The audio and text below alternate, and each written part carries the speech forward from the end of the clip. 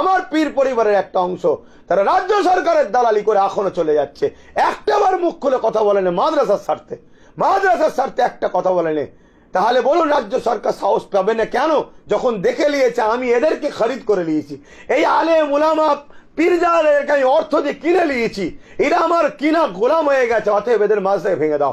কয়েকদিন আগে আপনি দেখলেন না কলকাতায় আন্দোলন হচ্ছিল, 32টা মাদ্রাসাকে বন্ধ করে দিয়েছে এবং হুমকি দিয়েছে সামনে মাসে 150 মাদ্রাসাকে বন্ধ করে দেবে।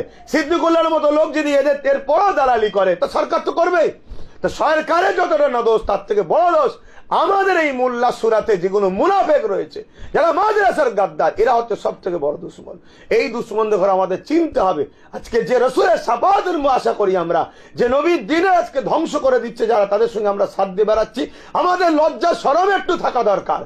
দল করতে হয়েছে, পয়সার দরকার, টাকার দরকার, এতই যখন টাকার দরকার আরো অনেক হারাম খাবার দালালি করার রাস্তা আছে, সেই লাইনে নেমে যা। কমসে কম নবীর মাদ্রাসা নবীর দিনকে ধ্বংস করা উচিত নাই মোল্লাদের। এই সংগঠন যারা ধর্মের নামে ব্যবসায়ী কি বলে সংগঠনের নেতা সেজে বসে আছে, এদের এইভাবে দালালি করা উচিত নয়। এভাবে মাদ্রাসাকে শেষ হচ্ছে। তাই প্রত্যেকটা ধর্মের প্রাণ মানুষকে বলবো, সে ডানকুনি হোক, ফুরফুরা হোক,